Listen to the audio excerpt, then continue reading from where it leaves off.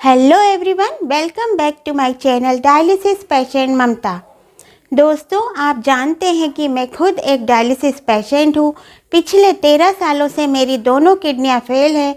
इस वजह से मेरा रेगुलर डायलिसिस चल रहा है और मेरे डॉक्टर हैं डॉक्टर नरेश पाहवा। उनके सजेशन से और मेरे खुद के अनुभव से मैं आपके लिए एक वीडियो लेके आई हूँ कि किडनी के पेशेंट को क्या खाना चाहिए और क्या नहीं खाना चाहिए। जब किसी पेशेंट की किडनी फेल हो जाती है तो सबसे पहली समस्या उसके सामने ये आ जाती है कि क्या खाएं और क्या ना खाएं। ऐसी कई उलझनें हमारे दिमाग में चलती रहती है और हम डाइट प्लान के लिए किसी और से सजेशन लेते हैं तो अलग अलग राय हमको मिलती है। कुछ लोग बोलते हैं कि ये खाओ, कुछ लोग बोलते हैं कि ये, और बहुत सारा कन्फ्यूज़न हमारे दिमाग में चलता रहता है। कुछ लोग बोलते हैं कि प्रोटीन ज़्यादा खाना चाहिए, कुछ लोग बोलते हैं कम, और कुछ लोग बोलते हैं कि प्रोटीन कम खाने से क्रेटिनाइन कम हो जाता है। ये बात सही है, क्योंकि जब प्रोटीन ही बॉडी में नहीं आएगा तो क्रेटिनाइन बनना बंद हो जाएगा। तो नेचुरल है कि रिपोर्ट में क्रेटिनाइन कम आएगा, मगर ये कोई सॉल्यूशन नहीं है, क्योंकि जब प्रोटीन बॉडी में नहीं जाता तो बहुत कमज़ोरी आ जाती है और इंसान की ताकत कम होने लगती है। तो ये तो कोई सॉल्यूशन नहीं हुआ।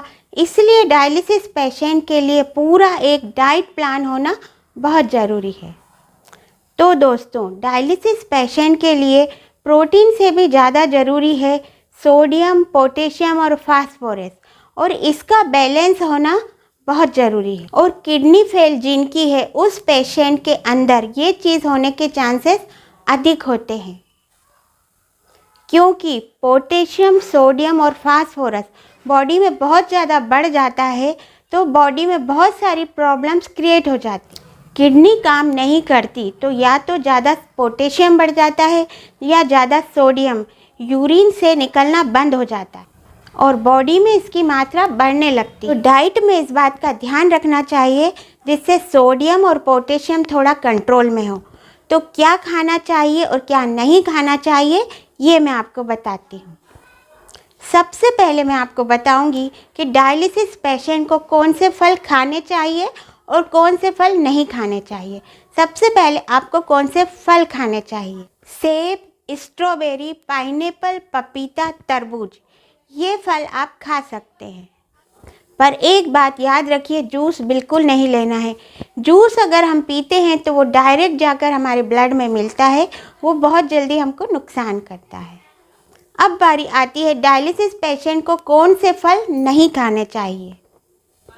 अमरूद, अंगूर, कीवी, केले, चीकू, आम, अनार, नारंगी, मौसम्बी, लीची और नारियल। और ये भी बात याद रखिएगा कि नारियल पानी बिल्कुल नहीं पीना है। नारियल पानी में पोटेशियम की मात्रा बहुत अधिक होती है, वो ब्लड में जाकर तुरंत पोटेशियम बढ़ाता है, इसलिए नारियल पानी को अवॉइड करें। ये तो हुए फल। अब मैं आपको बताऊंगी कि डायलिसिस पेशेंट को कौन सी सब्जियां खानी चाहिए और कौन सी सब्जियां नहीं खानी चाहिए। सबसे पहले मैं आपको बताऊंगी कि डायलिसिस पेशेंट कौन सी सब्जियां खा सकते हैं।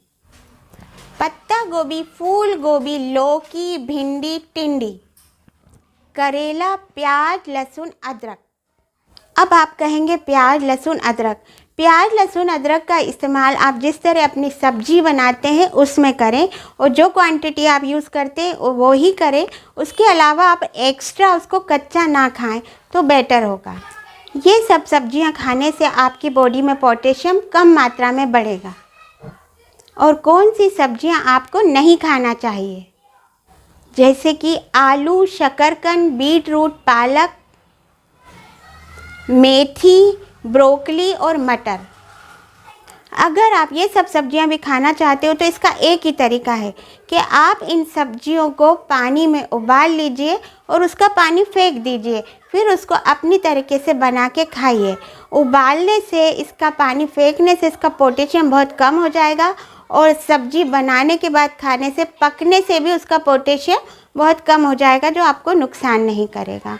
तो ये थी कि डायलिसिस पेशेंट को क्या खाना चाहिए और क्या नहीं खाना चाहिए। इसके अलावा आप और भी अनुभव मुझसे पूछना चाहते हैं तो मुझे कमेंट करिए, मैं आपका जवाब ज़रूर दूंगी और आप कहेंगे तो इस टॉपिक पर एक वीडियो बना कर दूंगी। और आप जानते हैं मैं डायलिसिस पेशेंट ममता हूं, तो मेरे चैनल का नाम भी डायलिसिस पेशेंट ममता है और मैं मोटिवेशनल वीडियो बनाती हूं, लोगों को मोटिवेट करती हूं इस बीमारी को सर्वाइव करने के लिए।